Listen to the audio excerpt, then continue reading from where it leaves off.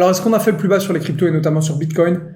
Pas mal d'indicateurs et d'indications techniques qui nous disent que c'est potentiellement le cas. Moi, personnellement, je pense que non. Et c'est ce dont on va parler rapidement dans cette vidéo. C'est parti.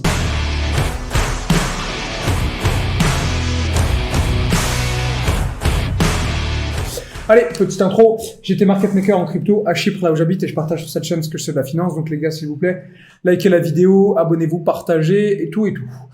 Rapidement, vous montrer quelques indicateurs techniques et ce qu'on a fait le plus bas sur Bitcoin. Déjà, premièrement. Alors, là, c'est le graphique de XAUSD, donc de l'or divisé par Bitcoin, en gros en log. Et à chaque fois qu'on avait eu un pic, ça nous donnait effectivement un creux sur Bitcoin. Et là, vous voyez que l'oblique, on l'a quasiment touché. Donc déjà, première indication, ça c'est quelque chose d'assez intéressant. C'est un graphique qui avait été partagé par Vincent Gann. Il faut rendre à César ce qui est à César. Ça, c'était déjà évidemment le premier point. Le deuxième point, celui sur lequel je vais insister un peu plus, c'était Bitcoin/ATH. En gros, ça vous mesure combien Bitcoin a perdu depuis son ATH. Vous voyez qu'à l'heure actuelle, il est à 66% de baisse. Au plus bas, on avait été chassé de 72-73%. Voilà. Là, vous voyez qu'on a quasiment touché l'oblique, on est en train de remonter. Est-ce que donc ça, c'est un point bas? Est-ce qu'on a fait le point bas? On va donc prendre Bitcoin. Et ce que vous faites ici, vous vous mettez en graphique normal. Je vais masquer et on va essayer d'ajouter quelque chose. On va donc prendre BTC tiré du bas et on fait ATH. Et quand vous prenez ce graphique, vous l'avez. Je vais le mettre sur New Price Scale et on va voir ce que ça donne. Alors, voilà. Vous avez donc ces deux graphiques. Et donc, en gros, ce qui est intéressant de noter, alors attendez, celui-là, je vais vous le mettre sur une nouvelle.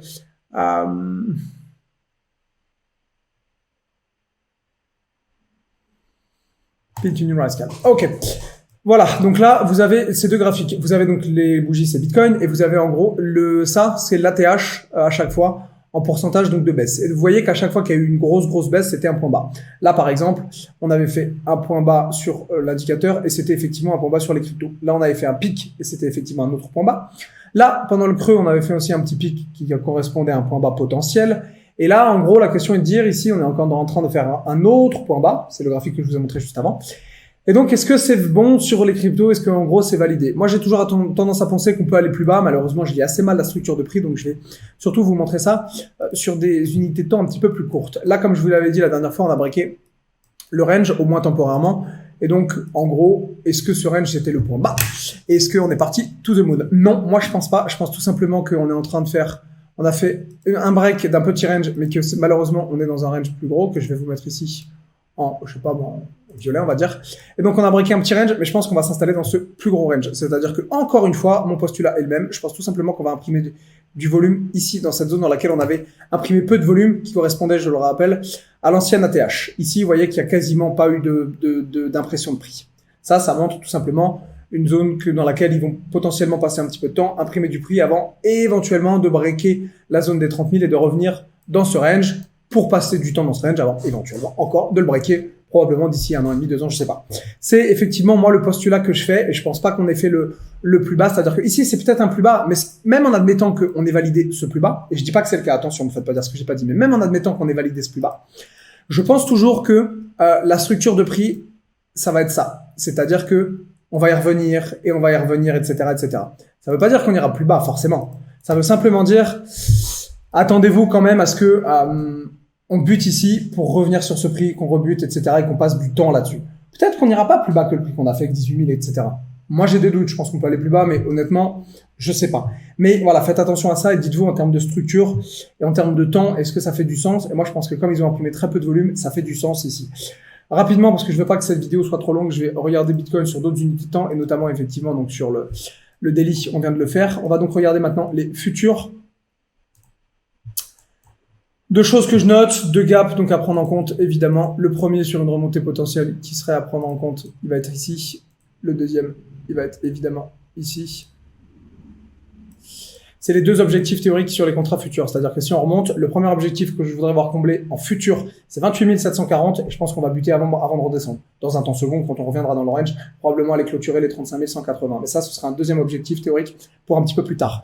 Alors voilà, là, à mon avis, encore une fois, si je vous trace ce qu'on a fait, mais que je vous le fais sur la même chose que ce qu'on a fait sur le spot. En gros, vous avez un support ici, vous en avez un autre qui est ici. Et donc, la question est de dire combien de temps on va passer à imprimer du volume dans cette zone. Et je vais vous mettre en violet aussi. Bah, encore une fois, un certain temps. Exactement pareil. Donc là, vous voyez, ils vont peut-être remonter ici pour aller clôturer. Ça ferait du sens pour aller clôturer le premier gap, donc qui est 28 740, avant éventuellement de rebaisser, à voir quelle structure ils nous donnent honnêtement. Je pense qu'ils vont faire encore un range ici. Moi, en tout cas, c'est ce que j'attends. Premier objectif, donc pour ceux qui vont trader à la hausse, et là je pense qu'il y aura potentiellement des petits trades à la hausse après la grosse baisse qu'on s'est pris. Pourquoi pas des petits rebonds techniques sur quelques semaines. Effectivement, regardez toujours les futurs, c'est important, et le complément de ce gap. Rapidement, Ethereum, pas grand chose, il est un petit peu plus haussier que Bitcoin, mais enfin sinon, s'il suit Bitcoin, on a fait un range, on l'a breaké. Bon, à voir, il est un tout petit peu plus haussier que Bitcoin depuis le plus bas, et je pense toujours qu'il y a des résistances qui vont nous attendre sur Ethereum aux alentours des 1800, 1900. Et évidemment, de toute façon, Ether va suivre Bitcoin. Pour moi, c'est toujours le même paradigme, donc je regarde pas particulièrement Ethereum qui drive le marché, mais plutôt Bitcoin. En tout cas, c'est mon point de vue. On va regarder rapidement les futurs Ethereum. Bon, futurs Ethereum, vous voyez qu'il y avait un beau gap. Ils l'ont déjà comblé. Ah, quoique, attendez, on va quand même vérifier. Non, pas encore, mais enfin, ils vont le combler aujourd'hui, je pense. C'est-à-dire que là, vous voyez, hop. Voilà, bon. Il leur manque, allez, une dizaine de dollars à faire sur Ethereum pour aller combler le gap. Je pense qu'ils vont le faire dans la journée. À voir. Mais voilà, effectivement, premier complément du gap, à voir effectivement comment ça réagit au niveau des zones basses. Donc, premier support, première résistance, du coup, 1700. Et puis après, le gros niveau qui va se situer entre 1700 et 1800, sur lequel je pense qu'ils vont buter. C'est grosso modo tout ce que je peux vous montrer sur le marché crypto. Rien de bien fou. On va aller regarder rapidement ce qui va se passer en mensuel. Pourquoi pas. Je regarde pas trop le mensuel. Je le regarde en fin de mois. Mais là, on va faire rapidement une petite update du mensuel. Bon. Voilà, on a tapé sur le dernier plus haut historique. 3 grosses bougies de baisse. Il serait pas étonnant qu'on ait peut-être un mois ou deux de hausse de conso avant de renchaîner la baisse. C'est ce que je vous avais partagé comme analyse la dernière fois. Regardez les structures. 3 bougies de baisse. 2 bougies de conso. 3 bougies de baisse. Pourquoi pas 2 bougies de conso, voire derrière des consos un petit peu plus longues avant de reprendre. Ici, effectivement, avoir une pause de 1 ou 2 bougies, comme on avait fait en gros ici, me paraît tout à fait adapté. Donc je pense qu'on va avoir pendant l'été peut-être une remontée temporaire sur les prochains supports, éventuellement une rebaisse en août, à voir comment on clôture la bougie de juillet, donc qui clôture dans 9 jours, et à voir ce qu'on fait au mois d'août. Mais honnêtement, je pense pas qu'on réintègre le range en août. Évidemment, je peux me tromper. J'espère aussi que ça va être le cas parce que j'ai des cryptos en portefeuille, mais je pense qu'ils vont buter sur le support des 30 000 avant potentiellement de reconsolider encore. C'est la structure que j'attends. C'est tout, je vous garde pas plus longtemps les amis. Bon week-end et je vous dis probablement à lundi.